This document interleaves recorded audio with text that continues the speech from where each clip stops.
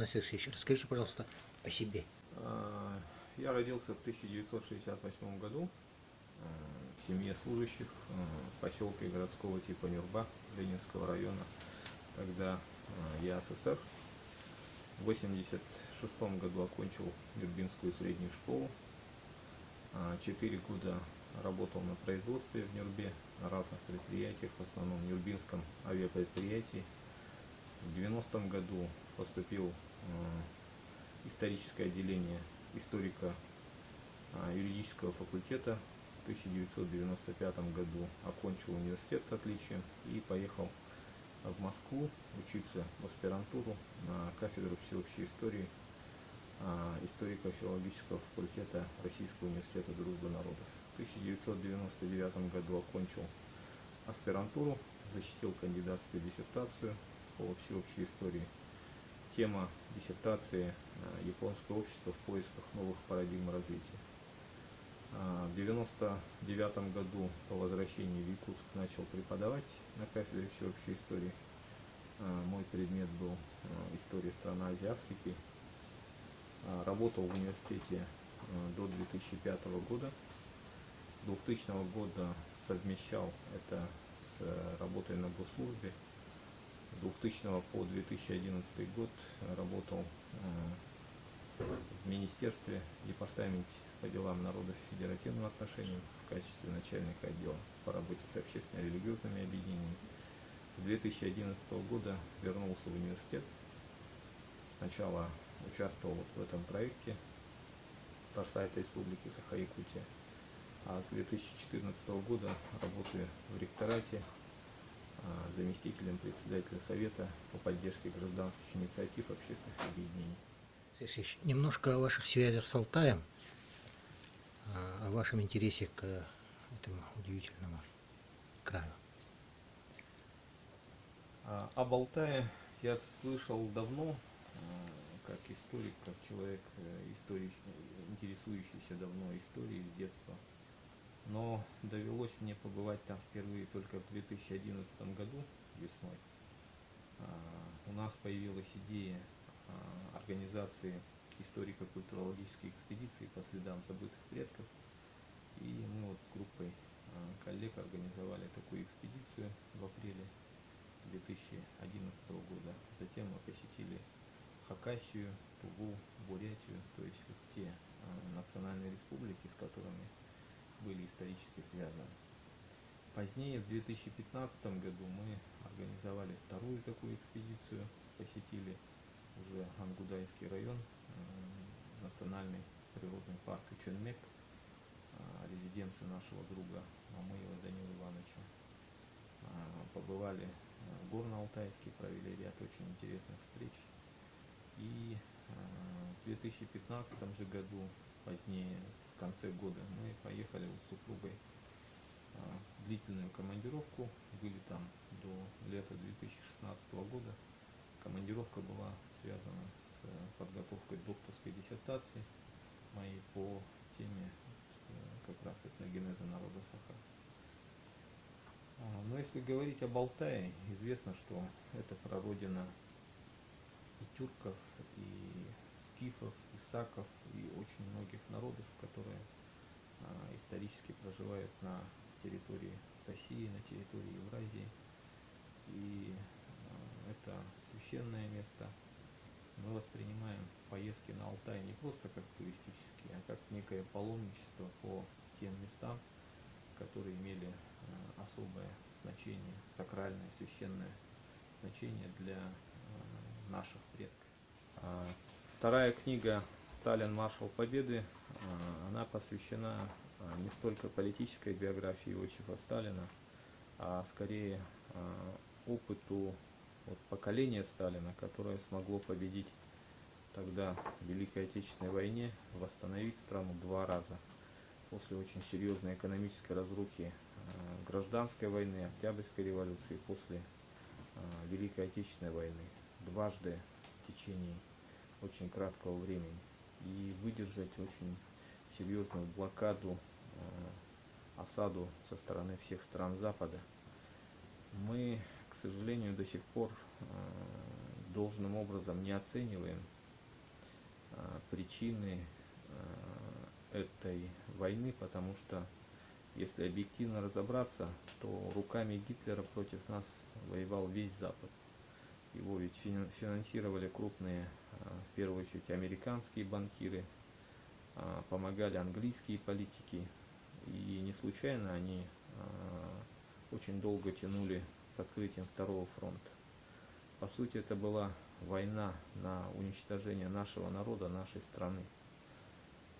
То же самое мы сейчас видим последние 26 лет, и поэтому очень актуально изучить вот опыт наших предков, наших отцов и дедов, которые смогли защитить нашу родину, объединиться. И вот в этом плане опыт Сталина и его поколения очень важен. До сих пор очень много разных мифов, легенд, которые навязаны нам антисоветской либеральной пропагандой, в частности, о репрессиях, о реформах, о цене вообще вот победы в Великой Отечественной войне. И в этом надо разобраться. Тем более сейчас в средней школе, в университете ведется очень усеченное преподавание истории.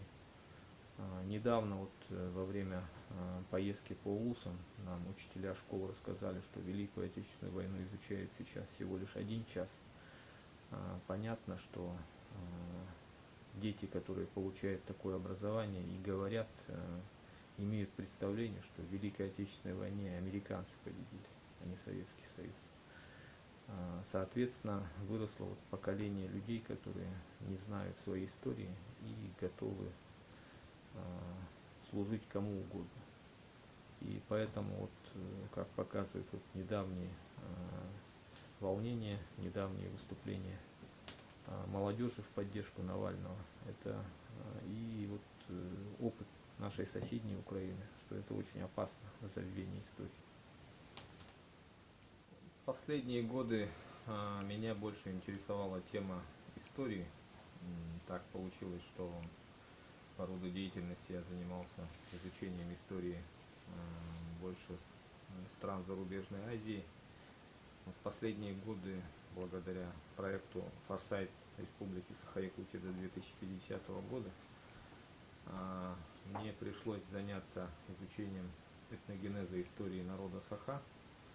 И в ходе изучения этих материалов нашел очень интересные материалы, которые говорят о том, что официальная версия южного происхождения Саха не соответствует действительности. Причем это данные не филологов, не историков, а данные представителей естественных наук, идеологически нейтральных, объективных. Если в 2 словах это рассказать, то получается такая версия происхождения народа Саха. 10-15 тысяч лет назад, во время последнего ледникового периода, происходили глобальные изменения климата, и большая часть обитаемой Земли находилась под льдом. Например, там, где находится Москва, был Валдайский ледник, который достигал 4-5 тысяч метров. Соответственно, жизнь там была невозможна. И остался некий, что удивительно, оазис тепла. Это вот территория нашей современной Якутии или Восточная Сибирь. И именно в это время здесь жили такие удивительные животные, как лев, который известен как хахай, тебен – это верблюд, могой – это змей, хой – это баран. И по сути здесь был климат, схожий с климатом современной Средней Азии и Казахстана. А позднее, когда климат изменился, льды растаяли и там потеплело, а здесь наоборот похолодало, люди начали расселяться с территории современной Якутии по всей территории Америки и Евразии. И этот факт объясняет удивительный феномен того, что народ Саха генетически связан практически со всеми народами Евразии и Америки. Это доказанный факт, но, к сожалению, на это как-то не обращали внимания. Также к этому необходимо добавить, что, как свидетельствует генетические исследования якутских пород скота, они появились тоже примерно в это время, 10-15 тысяч лет назад, и никак не 700, не 800 лет назад, как нас учили в школе и университете. Также есть свидетельства археологов, в частности Охладникова, который находил на Лене писаницы, которые датируются примерно этим временем, с изображениями лошади в загоне. Это тоже свидетельствует о том, что здесь жизнь зародилась очень давно, и Саха известны ведь как древнейшие скотоводы в Северной Азии, и, соответственно, это доказывает наше автохтонное местное происхождение. Афанасий Ильич, бәйін түріттерін тұстарынан кәпсәрі. Неден мен бәйім үшедік өбігілердің білбәктін, эхебин түрекіттердің, конечно, байтар бенедиктердің. Мен ағам Николаев Алексей Спиридонович төрді құнтар оға, қоқыны көтер әбіте, түйінші 942 жылғы херикемігер.